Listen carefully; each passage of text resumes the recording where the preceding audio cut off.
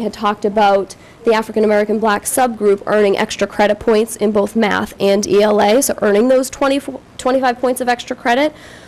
So even though the students at Pierce may have earned that in extra credit, if we think about the African American Black subgroup for the district, they may not have earned that because they needed a different number of students in order to get those points. So if we want to just quickly go back to the first slide. So again, just looking at the district's accountability slide, in particular looking at the all students bar, which is that top subgroup, it says 68. So that is our annual, our cumulative PPI. So a lot of data going into that. But if you were looking at these accountability slides for the 6 individual schools, that bar is actually much higher at the individual schools, again, because the targets change when you put different numbers of students together. And so would you detail one other point? We had a recent Globe Metro article that I put in the school committee's packet, and there was many school districts that were level 1 or schools that were level 1 have gone to level 2. And I asked the reporter the feedback that he got, and he said many superintendents discussed the Common Core as opposed to the state standards. Many superintendents discussed when you get to an actual level, it's hard to improve. I discussed the work that you had put in to the advancement budget and with the subgroups, but with Milton High School, I wish I had had that slide to put up. Could you and James Jett explain why Milton High School went from a level 1 to a level 2 based on participation? Sure, and you can jump in.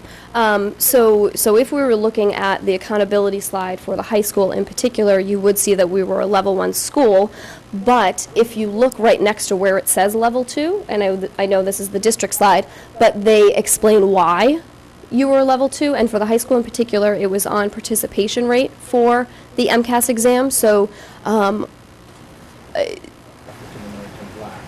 for the African American Black subgroup, so it was on participation rate, not on narrowing the proficiency gaps. So if we look at the annual PPIs as well as the cumulative PPIs, we are still making some great progress, and we earned a lot of great points in all of those different categories. But again, they have an additional category of attendance rate, which has to be at 95% or higher in order to be considered a level 1 school. So it doesn't matter what our other scores were, since we fell below that 95%, we were deemed level 2. And without getting too detailed, because then we would be identifying individual students, we had students who missed the test for a wide variety of reasons, whether they were concussed and they weren't able to do it, they got medically excused, whether a student had some sort of social emotional issue going on and they weren't able to come in and access the test. And then we had some unique situations where a student just wasn't present in the building. For the most part, every student at the high school, as with any other school, they take the test on a regular basis. So it was unfortunate that happened. We have already had a plan to talk about with Scott Devlin, our MCAS coordinator, with our guidance staff, to really make sure we know who's in the building, who's not taking the test, when, why, what can we do to support them, to get them in and trying to identify them even earlier. So on that point, there are no excuses, so it doesn't matter why the participants weren't there? It just is or isn't? Well, there are excuses. Like we had one last year. I could say this because that student's no longer here. That student moved in from another country. English was a second language, but he moved in as a senior in November. But in order to get a high school diploma, which he wanted, then you have to take the test. Under normal circumstances, they have an extra additional year to take the test. So there are a number of reasons why. And then what's unique about the reporting, they give you a discrepancy period from this summer. It was August 7th on a Friday at 5 o'clock to August 14th on 5 o'clock. And you have to really go through all of the data and find out and backtrack why the students aren't taking the test. And we look under every stone, turn every corner to try to figure out all of these answers, and you submit appeals for that. Sometimes it works, sometimes it doesn't. I'm assuming it depends on the readers. Good question. Thank you. Thank you very, very much. Now going on to the bus fee analysis. for the 15-16 school year. Dr. Pavlicek is going to begin this discussion.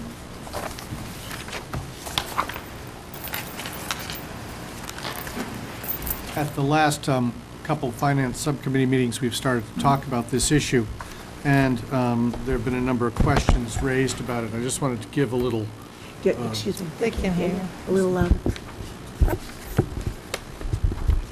is that better? Is this on? That one's on. Try again.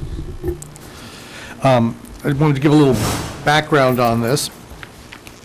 The state law mandates that we freely transport all students in grades K through 6 who live 2 miles or more from school. In the past, up until about 2007, we were actually a little more generous than that. We transported all students who lived more than 1.5 miles from the school in grades K through 6. In 2007, primarily due to budgetary reasons, the school committee voted to change the policy and move back to the state policy at 2 miles. A consequence of that was that for folks who lived in East Milton, almost none of them were more than 2 miles, K-6 students from the Collicutt School, for instance. There were some 6th graders who were going to Pierce, who of course were more than 2 miles, but basically if you lived on that side of the expressway, only the very corner down at Thistle and Cortland by the expressway were more than 2 miles from the school and were eligible for a bus. The policy in the past had always been that we would arrange buses for those who had free buses, and then we would sell the rest of the seats to people who were within the boundaries, but, would charge a bus fee and fill the buses up, rather than run the buses half empty. Well, when the change was made from 2 miles to 1.5, not only did people on that side of the expressway not get free buses, but there weren't really any buses to sell seats on, because there weren't any buses going over there. So it was sort of a two-sided sword there when that happened. The solution at the time was to institute what we called the East Milton Shuttle. The shuttle had only 2 stops. One is in front of what's now the Santander Bank on Adams Street. The other was over Squantum Street by Hurlcroft, just behind St. Agatha's. And so what happened is the kids would congregate at those 2 places. Because there were only 2 stops, the bus would pick up on Adams Street, pick up on on Squantum Street, go over to Cunningham Collicutt, back out again, pick up again on Adams Street, pick up again on Squantum Street, and come back. It could run 2 runs because it was short distance and there were only 2 stops. So we could accommodate more children on a bus than we could have on 2 buses. And because we did that, because there was a certain amount of inconvenience involved, kids had to get to one of those 2 spots. If you lived over on, Emerson or Antwerp, you had to get over somehow to one of the 2 spots to get on and ride the bus. When it was instituted at a reduced rate. At the time, I think it was $210 versus $350 in 2007. And so that ran for a couple of years too, I think, but it ultimately didn't work out, primarily because of the fact that you had a fairly large number of children congregating at a couple of spots, one right in the shopping district in East Milton Square, which was, sort of clogged the sidewalks and so forth, and the other over on Squantum Street, which is not an especially good spot to have large number of kids congregating. It's a very heavily traveled street. And so after about 2 years, what happened is the bus was rerouted into a couple of buses that would make regular stops over in East Milton and bring everyone over to Cunningham and Collicutt. Although a shuttle was discontinued and they were changed to actual bus routes, no change was made in the fee at that time. And my recollection is, was actually never discussed. I don't remember discussing it at all, as I was on the school committee at that point. And so we've continued along that route for the last several years. And what's happened of late is we're starting to get some comments from people in other parts of town who say, well, I'm in a similar situation. I live on a road with no sidewalks, or I have to cross major streets. 138 was mentioned for Canton. Others would argue crossing Reedsdale by St. Elizabeth isn't a particularly easy thing to do either. And people were calling us from different parts of town and saying, well, we're in a safety area as well. We should be getting the reduced bus rate as well. And I think what happened is it confused the issue of having the bus to East Milton, which we did for safety reasons, versus reducing the rate on the bus for East Milton, which we did for financial reasons because we could run 2 trips with a single bus. And so that has, over the last 2 years, raised itself a couple of times with various different discussions, and that's what generates our beginning of a discussion tonight as to what do we do about the relative bus rates on the different buses. Do we continue to offer a reduced rate for the East Milton buses, or do we offer a single rate for all buses, of the theory that all students are getting the same service in that they're all getting a reasonably close pickup to their house and transported to schools? And so that's the background for our discussion for tonight. And over the couple meetings of the Finance Committee and a couple meetings within the administration is making the recommendation that we equalize bus rates across the town. So turn it back to the superintendent.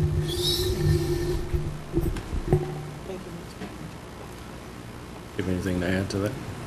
Well, again, we've done a lot of discussion about, and Dr. Pavlicek has another insertion in your packet. We've looked at the number of families who have 3 or more children. We've analyzed the data. We've spoken to Finance Subcommittee about where we have crossing guards, to the point the gentleman, Mr. Kelly, spoke tonight about 138 and how we do have a crossing guard on Route 138 by the Tucker School. And it really wasn't an issue of safety when we went back to the history of this. It was a matter of the reduced rate was because of the shuttle. And the shuttle became, in itself, the spots weren't safe. And so that's why we started to get calls from individuals that, and we weren't prepared to say Smith Road's more dangerous than 138, that's more dangerous than Edge Hill Road. And so that really was the basis of my recommendation, to equalize all of the rates, and again, once the rate was reduced because it was a shuttle, and that shuttle didn't work. Sarah? Thank you, and thank you, Mr. Pavlicek, for doing this research. Looking at the rates of the other towns, though, it does seem that Milton is somewhat high. I, for one, wouldn't be all that opposed to equalizing the rate, but I think that we should maybe look at the possibility of making the rate lower across the board, and definitely the family cap, I think, is extremely high. When you look at, I mean, even just from my experience, you look at transporting one student on the bus, but then doubling that, and you still have a cap of 900, you're probably going to just drive your own kids if it's, financially not feasible for you to pay that $900 every year. And I think that safety in general, if we have more students taking the bus versus driving in, or some students walking in unsafe locations, it's always the better option. And we've looked at other towns. It seems like we might be on the high side. I do think it would be a good policy to try to make the bus a more reasonable option for more people by lowering the cap and maybe lowering the fee. I don't know if maybe we could look at what the financial ramifications of that would be. Like, I mean, I looked at, so our number right now is 375 and 900. Saying with that same ratio, if we lowered the fee to 300 and 700 as a family cap, it kind of keeps the same ratio and keeps us more in line with other towns. I mean, as an elementary parent, I look at a lot of the elementary schools, there's a lot of drivers, there's a lot of unsafe situations. We spend a lot of money on safety in other areas, and this is something that I think is really important to people. And I just think, looking at the history of the fees too, and what Mr. Pavlicek did, when we raised the rate, we actually collected less revenue in FY14 than we did in FY13 and 12 when the rate was lower. So I think what happens, similar to other fees, is that you just get less people coming, and we're still paying the same amount because we have to provide the bus to those 40% that we're required to do so. So I don't think it really necessarily gets us more money, and I think that what we do is just get more drivers in unsafe situations or kids walking in unsafe situations. So those are just my thoughts on it.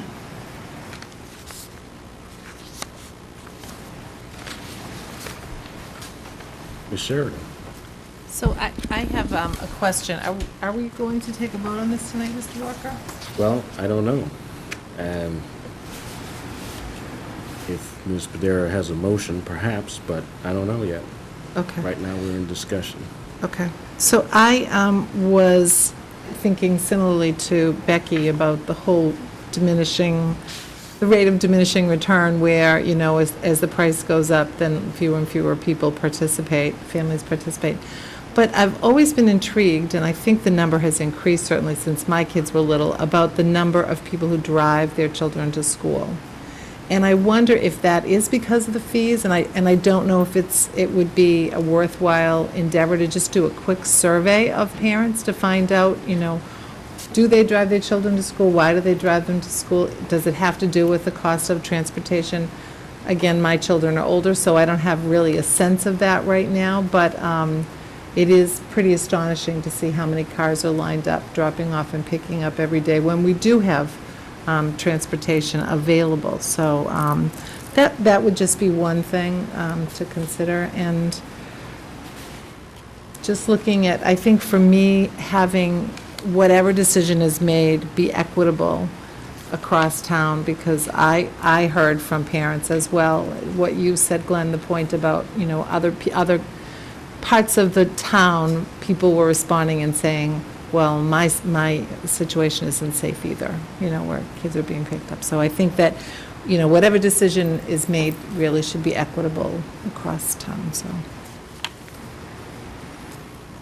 Ms. Bagley-Jones?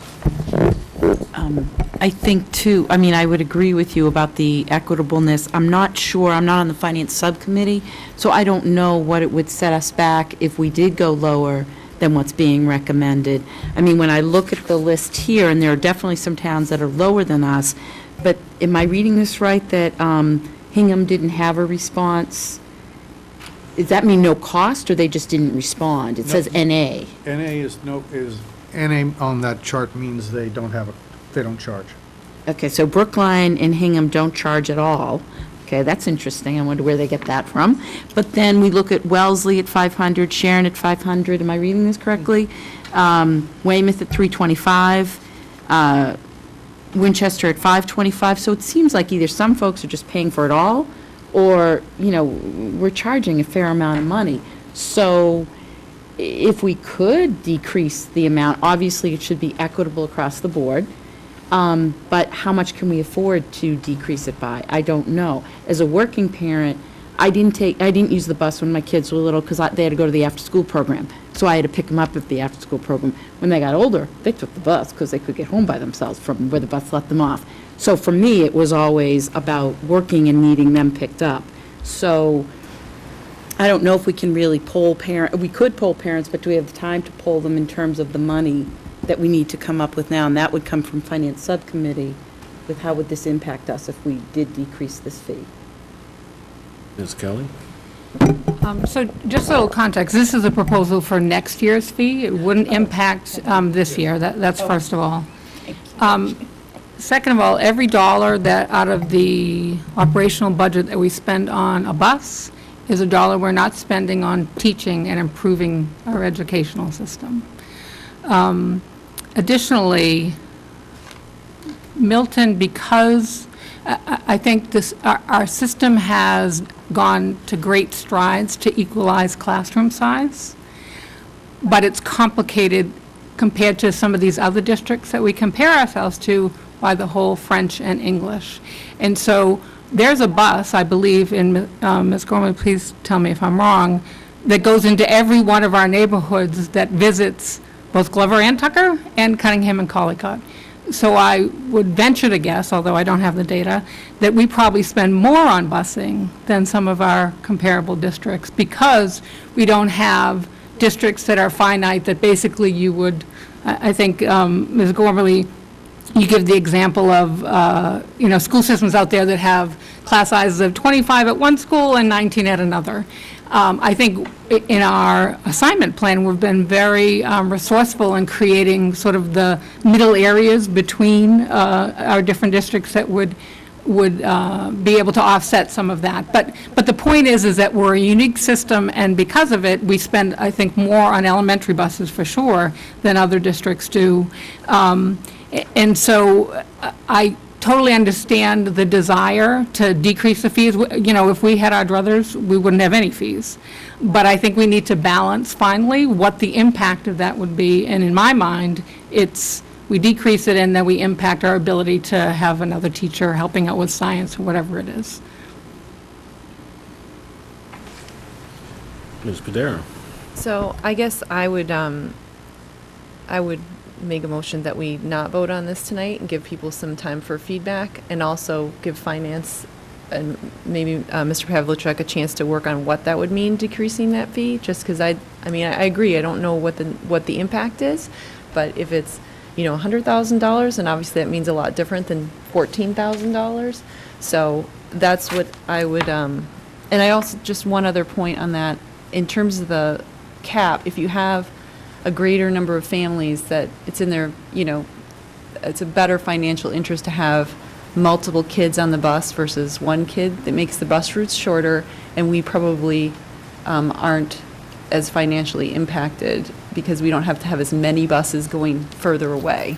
So that's why I think it is in the best interest with the family cap being lower as well. I wanted to make that point. But that was, so do you understand my motion? We don't need a motion not to vote. All right, We great. need a motion to vote. There you go. Yeah. What do the buses cost us to run? You have here what we collected last year in 13 and fiscal year 12. What do they actually cost us? Do we know that off the top of your head? We have 10 buses that currently run either 2 or 3 routes each. We have an A, B, and C route. The first route in the morning goes to the middle school and high school, and then they turn around and do a route that goes to Cunningham and Collycott, and then they turn around again and do a route that goes to Glover and Tucker. Most of the buses run the 3 routes. Some of them only run 2. For instance, you have a long route from Cunningham, Collycott. You've got to go pick kids up out by Houghton's Pond or something like this. There may not be time to get out there again for the 3rd route or something like that. So we pay for 10 buses. The way our contract is structured, we own those buses for 2, a morning section and an afternoon section a day. There's an additional charge if we add a kindergarten run on in the middle, but our numbers of half-day kindergartners are so small that that's not material. A bus is about $65,000 a year. And as I say, we have 10 of them. And right now, for instance, the second route, the Cunningham-Collycott, all 10 of them are running in Cunningham-Collycott, I believe. 9 of them run for Pierce and the high school, and I think 6 run on Tucker and Glover. But the large number of students is at the Cunningham-Collycott. We have 2 or 3 of those runs that actually still have waiting lists of kids who would like to be on the bus, but we just don't have seats on those buses. We don't have waiting lists at Glover or Tucker. We have a small waiting list at the Pierce and the high school. But the sort of limiting factor is the Cunningham-Collicutt bus routes, because that's where we have the largest number of students, we have the largest number of routes. So adding another bus to that route couldn't be accomplished without physically buying another bus for the year from the bus company. So it's a $65,000 investment. So it's a fairly steep investment for one run. Ms. Padera? Just, I'm sorry, Mr. Havlicek, one more question. So there's an increased cost for each bus? Is that right? We pay by the bus. We pay by the bus, okay, that's what I wanted to know. Bless you. Ms. Kelly? We did get an email from a parent identifying that construction in East Milton Square is going to be undertaken fairly soon, I guess. I would be interested in hearing and actually talking with the police department to figure out what they believe the impact of that's going to be. So I appreciate us not taking a vote on this now, because I think there's definitely more information to be gathered. Great. Mr. Zulus? Just on that, could I respond? I contacted, left a message to the police chief this afternoon to talk about exactly that, to point whether we would be able to have crossing guards in East Microphone? I Milton. don't think they can hear you. sorry. Whether we would have crossing guards at East Milton Square or possibly redeploy some crossing guards we have. I know the police chief has some difficulty recruiting crossing guards. They're apparently hard to come by. But whether it's at least during the construction or at some point adding or redeploying. So I left a message with him today, hoping to talk to him in the next day or so and try to get some feedback on that. Perhaps we could request that it be part of the project itself. Mr. Zulus? So I find myself in the uncomfortable position of disagreeing with my triathlete colleague and my finance chair. I think reviewing the bus fees to see whether we pay too much and whether they're set at the right rate is a worthy endeavor, and we should do that, because some of those figures were striking. I think that's a separate issue as to whether we should have a uniform rate across town, for a lot of the reasons that you identified, Glenn. There are individuals on other streets who may not say that their street is even as dangerous as East Milton Square, but they may say, well, it's not as dangerous as other streets in town, so I should pay less than those streets. So you could end up with rates on a continuum if you go down that route. That's really the logical end to that. So I don't think we're at the place where we set bus rates by safety. Apparently Canton does. I was unaware of that, but apparently they do. Doesn't seem like we do. It seems like it might create a lot of problems determining which street is more dangerous than others and which deserves to pay more than others. I am sympathetic and empathetic with East Milton Square parents who are concerned about the safety of their children. I am, and certainly I can applaud those who would spend their time and their energy and their effort to advocate for their children. But on this score, it seems like a uniform rate across town is the fair thing to do. And if we're talking about safety, it's a separate issue. I went out, I took the suggestion of the Precinct 7 town meeting member, Cindy Christensen, and went out to East Milton Square this morning and spent some time. It was after most of the kids had left because I'd done my drop-off at Cunningham and Collicutt. And I'm certainly no expert in what's dangerous and what's more dangerous and what's less dangerous, but I had a chance to talk to the crossing guard there.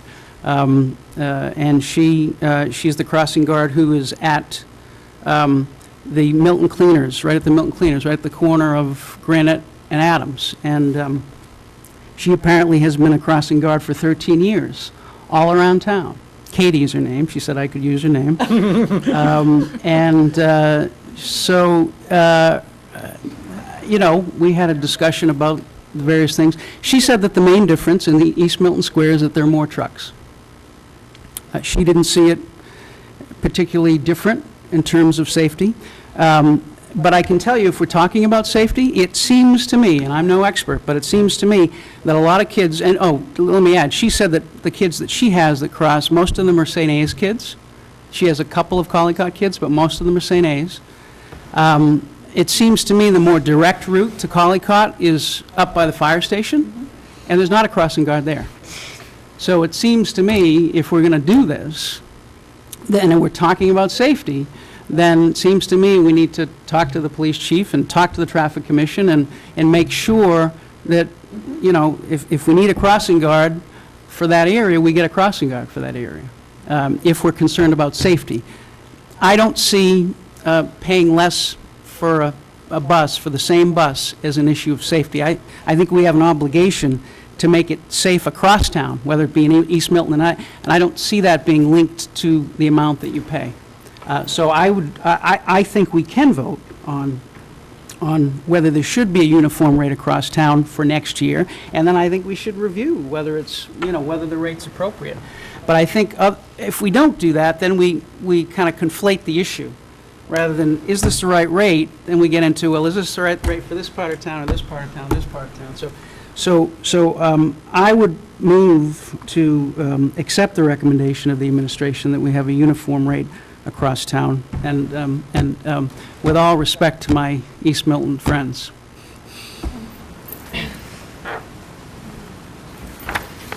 Ms. Padera?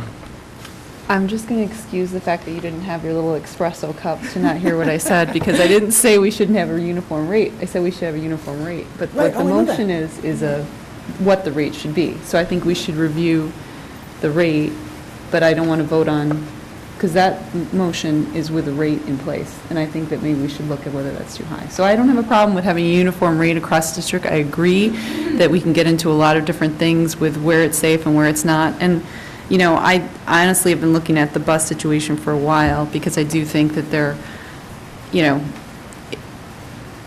I would like to encourage more kids to take the bus. I think there's a lot of driving, as Ms. Sheridan said, and that was one of the reasons we wanted to look at other communities, and it does seem we're a little on the high side. And like I said, especially with a family cap, because a lot of families, they can pay for the first student, or maybe, you know, kindergarten is no fee at all, and then after 2, it just doesn't make financial sense. $900 for 2 kids, you can just, when you can drive down the street, you're going to find a way to get there, because that might pay for 2 sports or, you know, something else. So I'd just like to look at it and also give people a little bit of time to give some feedback. It's not about whether one rate should be higher or lower, but whether our rate is feasible and reasonable for people to take the bus that want to. Okay, there's a motion on the floor. Is there a second? Can you repeat the motion? So the motion isn't for the number. The motion is to accept the recommendation to set a uniform rate, whatever that is, a uniform rate for all the paying riders in town. That's not what that is. That's not what that The is. proposal does have a dollar amount on it. It does have a dollar amount. Well, the recommendation, that's the recommendation, to set a uniform bus Same fee, rate. and then it says the fee. So Yeah, it Right. does. Where's that? The top, the proposal and There's a rationale. proposal. Oh, see, I'm reading the recommendation at the bottom. Anyway, my motion is to set a uniform, regardless of what my motion is the recommendation at the bottom of the memo, which is a recommendation to set a uniform rate for all paying riders across town, without setting a number. I think we should just wait so we can do it all at once. But that's what I'm just saying. I'll second it just so that we can proceed, but You don't have a chance. Well, I'm not. You go for it. as long as you agree. You're just not willing to vote. Motion has been moved and seconded. Discussion? Yes, discussion. Bagley The way Jones. I saw it was, it's the same rate is the issue, the fee, and then the crossing guard.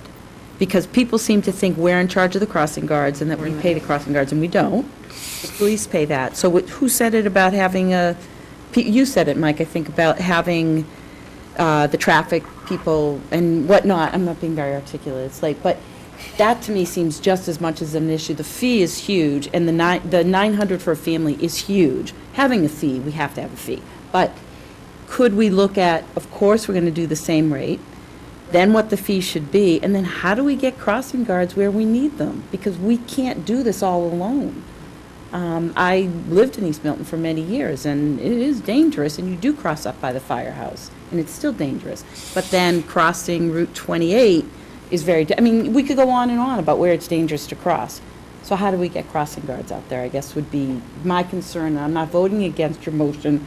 I'm just saying I don't think that's the only issue about it being the same rate. It's a very important issue, and I would agree with you, but how do we also move on the crossing guards? Okay, we got a number of things going on here, but on the motion, all in favor? Opposed? Motion fails. I abstained. Doesn't matter, the motion fails. I want that on the record. Okay, so I wasn't voting against you.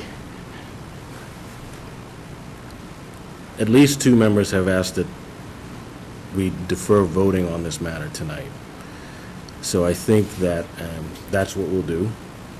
We will give the superintendent and Dr. Pavlicek time to analyze the cost or the impact of reducing the fee. We will look into whether we can influence the assignment of crossing guards in numerous places, not just in East Milton. And we will give the superintendent time to consider whether she wishes to make the same recommendation to us or a modified recommendation. That will occur over the next 2 weeks, and we will take a vote on this matter at our October 15th meeting. Sheridan? So for those of us who don't have the benefit of being at the finance subcommittee meetings, if there is, discussion that happens at those meetings that you think would be helpful to report back to us, because I think that this is a rich conversation, and I think that, so when we do come up to this again, I'm sure a lot of conversations will have happened at your subcommittee meetings. If we could get notes about it or some, minutes of the meeting or something, just so that we're kind of on par with the information that you might have, so. Okay. Just a Happenings? question. Happenings? Oh, excuse me. Briefly, I know the hour is late. Today at Milton High School, we have what individuals have told me is the largest exchange program in the United States. Steve Shapiro has worked for 9 years. We had 250 high school students from Japan here today. Our marching band entertained these students. Their headmaster spoke to the students. Janet Sheehan told me she had the best day of her educational career, as she kept finding me when they exchanged their gifts that they brought from Japan, and the children from Milton High School gave their gifts. Friday, if any school committee member is available at 9:45, you have to see this really to believe it, when they partner, when they get off these buses, and then they spend the whole day. And those who, English might be an issue, they're writing to one another within 3 minutes of the pairing up. And so it is a very, very moving experience, and one that I think changes Milton Public School children's lives, impacts them. I have a sister-in-law who's Japanese, and I said, I think every child at Milton High School has a feeling about Japan that we could have never had without having this experience. And so to Steve Shapiro and Kathleen Kelly, they have 20 juniors and seniors who, I thought one of them was a high school teacher who had gotten in here without having to be interviewed by me. They become the leaders of these groups, so it was extraordinary today, and you should be very proud. We have one more open house at Collycott School tomorrow night. To the viewing public, last year, really at the urging of this school committee, one of their advancement initiative ideas, we had a book drive out front. I think every single school committee member drove up, and we received thousands of books that went into the homes of families who don't have books. This year we're now going to call that summer preschool reading, we decided the Zulus Summer Series. Initiated by the idea of Mr. Zulus, we thought it would be a catchy phrase. Those children who attended that reading program went home with books. And so, by popular demand, Saturday morning from 9 to noon, in front of the Collycott Cunningham, we've sent out several reminders. Any books that community members want to donate, we'll guarantee that they're screened and go to the appropriate reading levels of students in the Milton Public Schools. It's a good thing you didn't take a vote on the name. I thought it was very catchy. I would have gave that to you. I thought it was catchy, and everyone would remember those preschool reading programs. National, Mention it probably violates our naming policy. I thought it was a catchy phrase for people to remember the preschool reading days in the summer. The National Walk to School Day, October 8th. We have no school reminding the viewing public on October 10th. That's our professional development full day. I want to remind the viewing public, last year and this year, a very special event, exercise for Evan, the son of member Kristen Bagley Jones, and the funds went to scholarships, will continue to go to scholarships to Milton High School students, but this year the targeted funds will go to enhancing the weight room at Milton High School. October 11th from 1 to 3 on Brooks Field. And I wanted to say this when Mr. Jett was here, but there's been popular demand for Mr. Jett to be part of the dunk tank. He was not You didn't say last that when he year. was here. Well, I'm telling his boss that the students have asked me to make sure he's part of the dunk tank. If you want it, you'll have it. So our goal is to raise money for the weight room because the equipment really needs to be updated, and so we're really hoping that we get a lot of people out and who can send in donations. So, thank you. Circle your calendars, October 21st, our Boosters Annual event, Swing for Sports event, and golf at the Generous Wollaston Golf Club. The Monster Dash, circle your calendar. I think you might see some witches and goblins here on the 15th from the MFE to remind you. October 26th, a Sunday at Cunningham Park, beginning at 9 o'clock. Circle your calendar for your fall town meeting, October 27th. Parent-teacher conferences are coming up. Your middle, high school, and elementary principals will be contacting you. And in conclusion, for my happenings, I'd like to make a public statement to inform the public. The school committee has been very supportive and let me communicate with them, but I want to communicate with the citizens of the town of Milton and the parents and guardians of the children in Milton and the staff in the Milton Public Schools, that I want to give you an update of an incident involving Ken Aubert, who retired from the Milton Public Schools at the end of the 2012-13 school year as a head of the guidance department at Milton High School. Mr. Aubert has been charged by the Norfolk County District Attorney's Office with 5 counts of larceny in connection with the collection of fees for advanced placement tests at the high school during the years 2009 through 2013. I want to stress a few points about this case and this, what's happened. First, when it came to the attention of the Milton High School staff that certain records regarding the collection and payment of fees for advanced placement tests appeared to be incomplete, we immediately reported the matter to the local law enforcement authorities. We have cooperated fully with the Milton Police Department and the Norfolk County District Attorney's Office during the investigation of this incident. Second, we have commissioned an outside independent review of our practices and procedures in this area to make sure that we are doing everything possible to prevent something like this from ever happening. They have explained to us, the auditors, that our existing processes and procedures around the handling of cash and, they evaluated our current processes and procedures around the handling of cash and the developing procedures for strengthening our controls going forward. Thirdly, no student scores were impacted and every AP test was administered. The allegations are in this case are of theft. Theft from the Milton Public Schools and theft from some of our students. Finally, we deeply appreciate, and I want to speak on behalf of the Milton Public Schools, the professionalism of the Milton Police Department and the Norfolk District Attorney's Office in this matter, and we will continue to cooperate fully with them.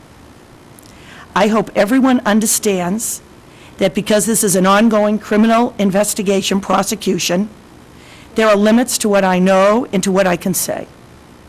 So if you have any questions about this case, I would refer you to the Norfolk County District Attorney's Office.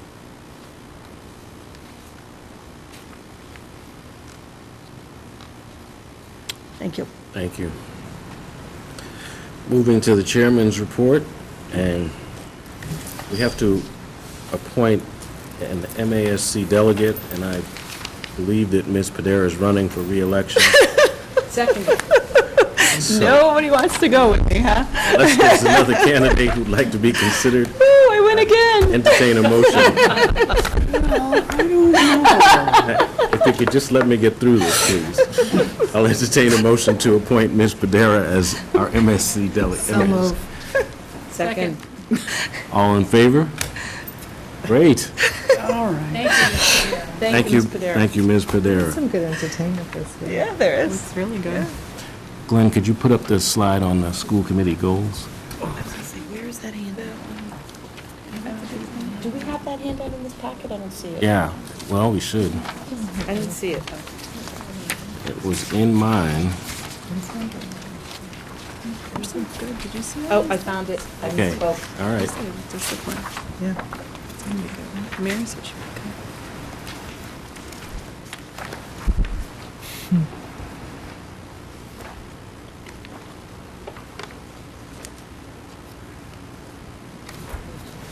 So this was the output from our August 20th retreat. Thank you all again for what I thought was an excellent planning discussion. We have 6 goals here. I got feedback on only 2, which leads me to think that we're okay on the other 4, but let's go one by one. So, develop a rolling 3-year financial academic operations capital plan by fiscal 16. Are we okay on that one? Ms. Kelly? So we're labeling this the 14, 15 district goals. Should this be a longer term? Use the microphone there. Sorry.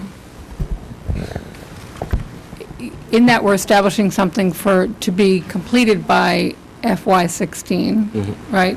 And are we saying at the beginning of FY16, or, so it really is the end of FY16, Right. correct? Yeah. I guess I'm just wondering, should we identify what, if anything, maybe nothing, gets done this year? I'm trying to, in that we're saying it's our district goals for this school year, I'm trying to call out what are we doing this year? So I totally appreciate that some of these goals are longer-term goals and may take longer to entertain, but I guess it would be helpful, I think, from my perspective, to understand, you know, the process will start this year. I guess that's what I'm trying to get my hands around. So each of these would have numerous sub-objectives under them and a timeline with milestones, but it's not really the way you write the goal. But if you want, we could detail under each one what happens when and what we think the outcomes are by fiscal year. But I thought what we were saying here is, these are things that we would expect to begin immediately, and with the completion date as outlined in the objectives. And that's fine. I didn't understand what the process was. So if these, because in the past, we've had goals similar to this, i.e. one sentence, that we then try and figure out how we fit in, and sometimes we never fit in at all. And so I guess I would hope that as part of this process, we identify clearly what the expectations are for this year, next year, and the following year, if that's what's needed, so that at least we have a timeline and can start working on that. Right, so if we accept the goals, and I think we've been specific about end dates, summer fiscal year, summer calendar year, then that would be the next step. So to Mrs. Kelly's point, should the third bullet maybe say begin the work to narrow the academic proficiency? If you're trying to frame it so that it would be completed by the year end of fiscal year 17. Is that what you're saying, Mary? Well, I think the explanation that Chairman Walker gave basically says that we're going to Okay. dig deeper on all of these, and then I think it will become much clearer. Okay. So with that clarification, are we okay on number 1? Yes, Ms. Just- Kelly? Just because all of these are supposed to be smart, right? Yes. So the measurement is that we That's- actually have a yes. plan, Absolutely. right? And, okay, great. So that's important. If you don't think they meet the SMART test, then we should certainly do a dive on that. But strategic, specific, measurable, achievable, realistic, time-bound. On number 2, are we okay on number 2? Ms. Sheridan? So I think this was one that I had advocated for, and I totally agree, and I want it to be there. I'm just not sure about the grade level, and I guess I would like to suggest that our new technology director, Dr. Burke, have the, I don't know if authority is the correct word, but, you know, she'll do a needs assessment at the beginning of, you know, as she enters into this role, to determine which grade level is the neediest in terms of coming up with a digital technology strategy. So I would say, we should accept this format with the caveat that Dr.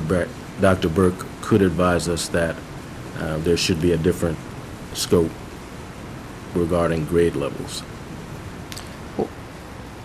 Or we could say For grade levels to be determined by the new. I'd say for the Milton Public Schools, and then she can advise. As you recall, we started out saying, Right. for the Milton Public Schools, your thought was, that's probably too big a job to take on initially. So I was trying to narrow the scope here. And I appreciate that. I'm just saying I don't think that we should determine what that grouping should be. So I think going back to the Milton Public Schools, as you suggest, probably covers it. And then, as part of what would go underneath it, it would be that review you talked about, identifying what would be the first, et cetera. So, yeah. Okay, so we'll make that change. Okay. Number 3. Ms. Kelly? I don't see this as being specific enough, Okay. nor measurable enough, because I think it's very broad.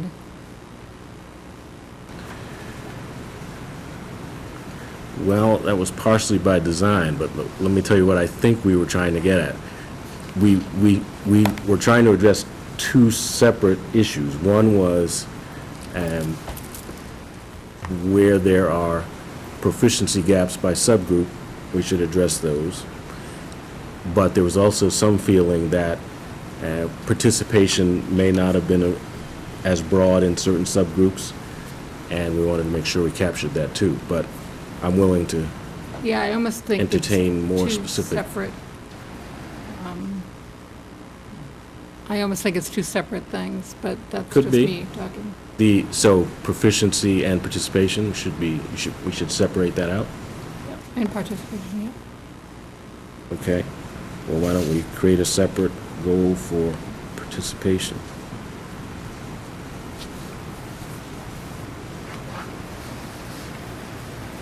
So, I mean, may I speak? I'm sorry. Yeah. I think that, I know that part of the presentation that we saw tonight addressed this specifically, so I know that the work is being done to narrow the proficiency gaps by subgroups. I mean, that was the focus of a great deal of the presentation.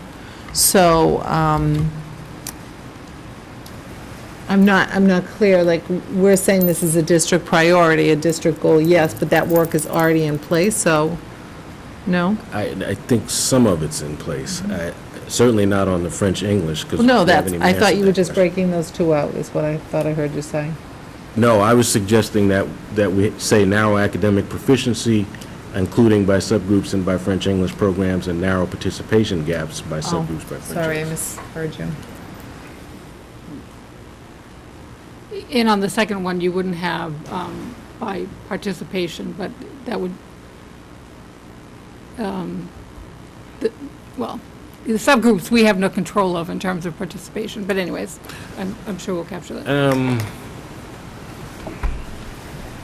Well, it depends. For example, in athletics, we're looking at participation across different sports. In some Okay, cases, yep, we might good have point. Yep, good point. some control over that, which, by the way, do a commercial. We probably are expecting Mr. Rooney back toward the end of the year with the results of his analysis of that information and data that we gave him just before school ended, and we said the athletic director should look at this and come back with some recommendations, so. We met with CDM last night as a result, so we'll schedule that. Okay. Okay. Yep. On this one, the narrow academic proficiency, I'm trying to follow up on what you said, Linda Lee. Isn't our role more, or our goal would be more to target the resources that are needed to narrow the academic proficiency? Our job is the resources and the policies. Their job is what they did tonight. So we want to make sure we put the resources towards that, right, as a school committee? That's part of it. I think we also want to make sure what the overall objectives are and what the timelines are that we'd like to see those things occur. So that's what I would say is, you know, target resources to narrow, and then, like what you just said, ensure that. Let me just address that, and then Ms. Kelly. I think we also want to set the bottom line. We're not just saying we want to allocate resources. We want to say what we want the outcome to be. These are district goals. Yes. Not school committee goals. It is the Milton School Committee, that's the start of it, but these are the district goals that we're establishing, am I not? Yes, Correct. that's But absolutely there right. are the school committee's district goals. I mean, I was looking at school committee first. What we believe is they're synced.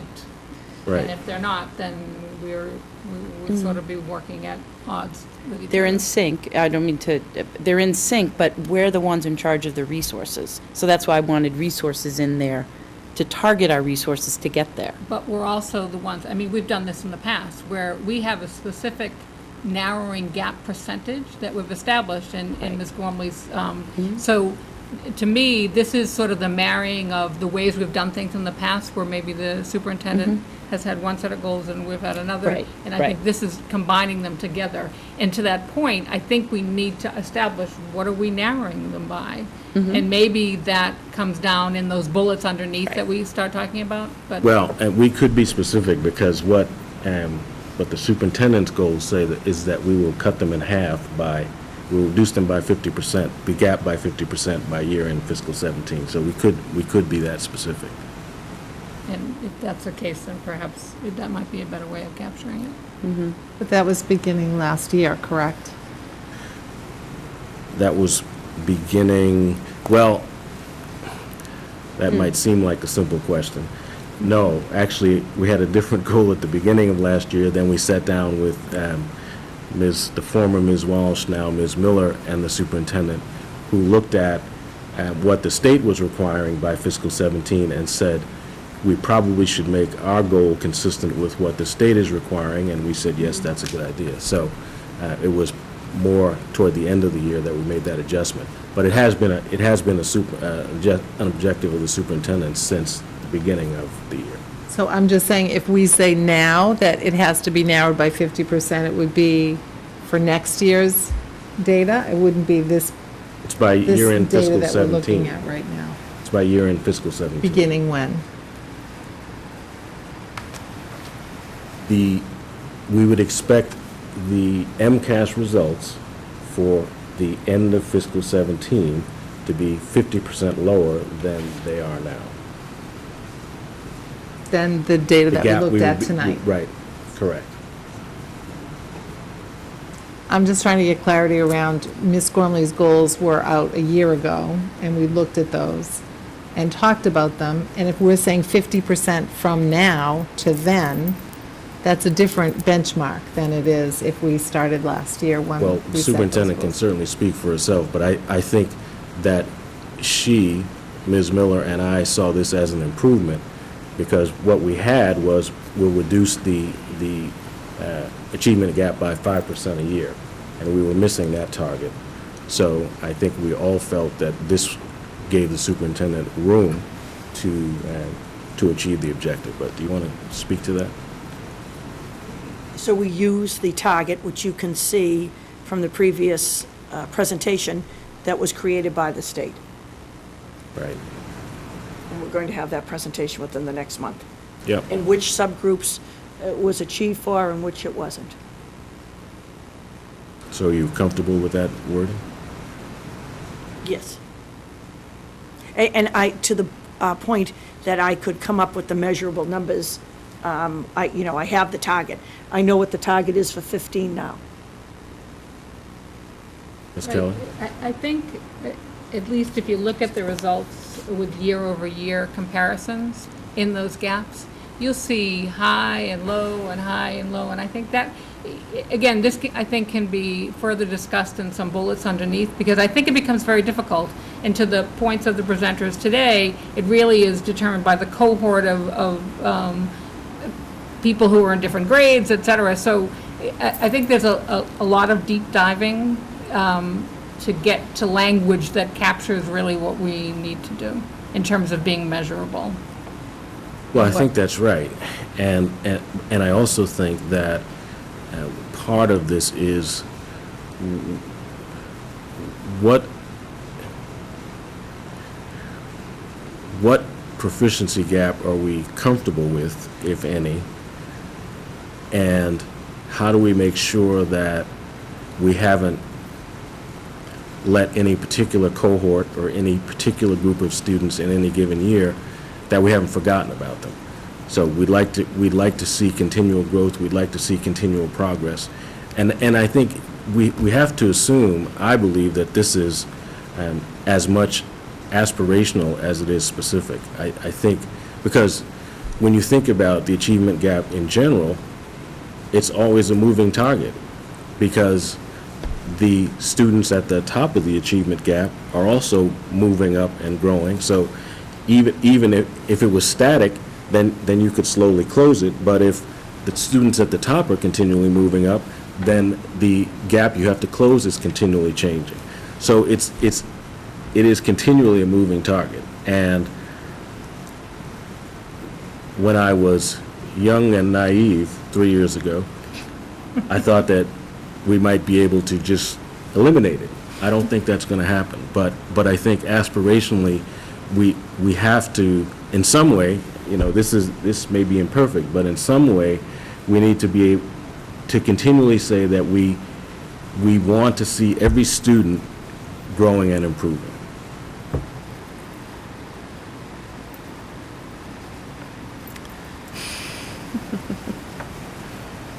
Ms. Sheridan? I think that we probably should then add in something in there that says what measurement we're using. Is it CPI? Is it PPI? Is it, so, what is the measurement tool that we're using for that? Align it with whatever Ms. Gormley has. Yeah, we can do that. Can I just say something, Roy? Yeah. So I guess for me, I think it's a given, and I know it's not a given, but it's a given for us that we want to narrow the academic gaps. I mean, that goes across the board. For me, it's really important to see, as we talked about earlier, the growth model. And so could we put something in there about, yes, it's about narrowing the achievement gap, but it's also about, like you said, you were naive and young, did you say? Yeah. Anyway, still young. But It's relative. yeah, exactly. But, we're not going to go, if a kid's, let's just say, on 10, they're not going to be at 100, but are they going to move up to 15? Are they going to move up to 35? Are we going to continue to see the growth?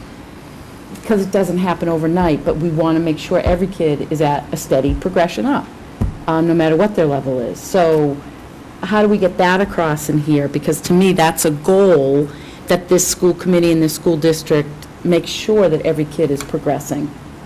But we can't say in this goal that we are going to completely get rid of, never mind, I'm rambling, I'm tired. I'll stop.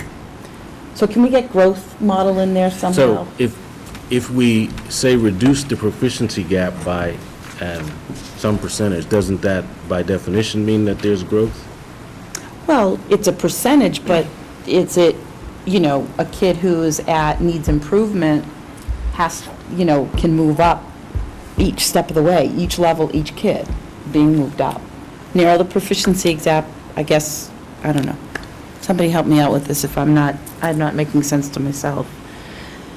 I think just like the state has gone from just giving you scores Right. to showing growth, there's a benefit from a system perspective. We've always talked about this, that the measure of the system is really the growth, because they take a student as they come through the Right. doors, and their job is to get them to proficiency or beyond as quickly as possible, but it takes time, and what you want to see in any system is that everyone is continually growing. So I totally agree that if we can include somehow in that underlying measurement, a component of growth to it, I think that will benefit the goals.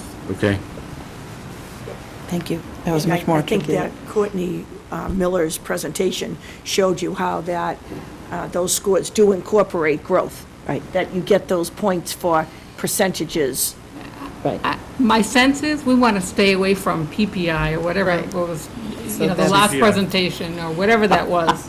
We need to get beyond that because some of those measurements are wacky. Okay. That's my personal. The hours. Little work, superintendent and I will do a little work on that. Next.